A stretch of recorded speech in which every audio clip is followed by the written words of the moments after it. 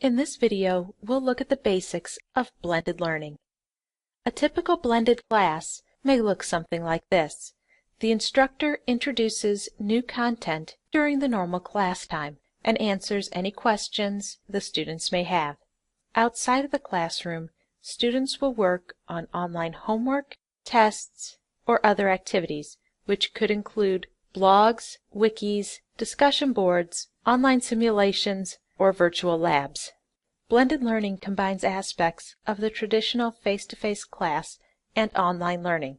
The students and instructors meet in the classroom, but some of the normal class activities are online. This is truly a continuum that can range from almost purely classroom-based classes with a few online components to mostly online with minimal classroom time.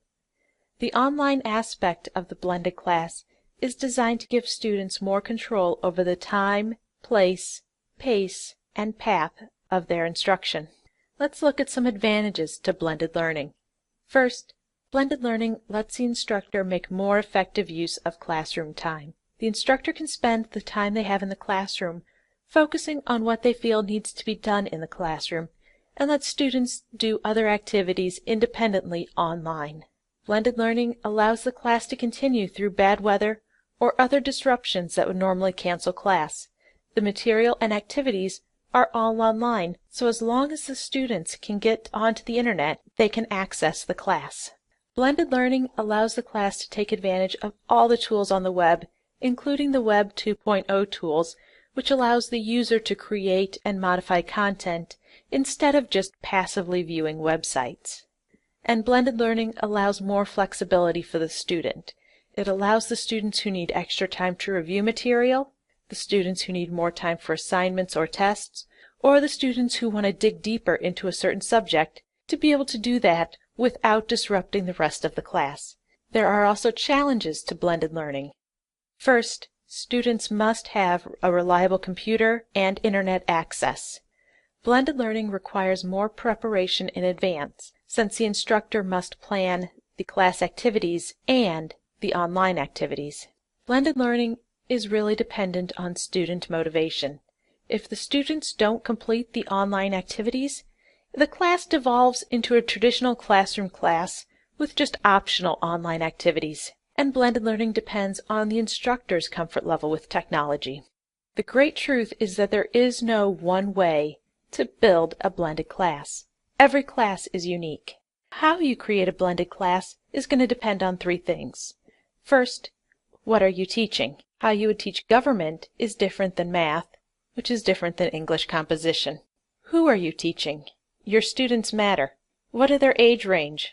Their level of technology? What's their motivation level? And third, what are you comfortable with? As the instructor, it's good to push your boundaries, but not so much that you feel like you're pushing yourself off a cliff. So let's look at some basic models for blended learning. The face-to-face driver model is closest to the traditional classroom. Most of the learning is done in the classroom and is supplemented by work in a computer lab or online. This model allows students minimal control over the time, place, pace, and path of their learning. The rotational model is one that many people think of when they think of blended learning. Students move between different learning activities, classroom lectures, online activities, small group work, and they rotate between those on an instructor-defined schedule. The flipped classroom is part of the rotational model. The flex model allows students a lot more control over their learning.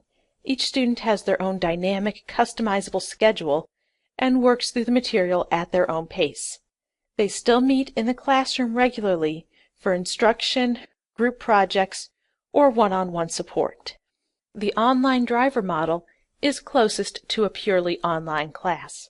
Students do most of the learning online and have just occasional face-to-face check-ins with their instructor. This may be only once or twice for the entire class. When planning a blended class, there are a few things the instructor needs to think of before setting it up. First, what activities will be online? What proportion of the classwork do you want to have be online? How much control will the students have over the time, place, pace, and path of their learning? If the activities are not part of a learning management system, how will you as the instructor grade those activities? And how will you provide feedback for those activities?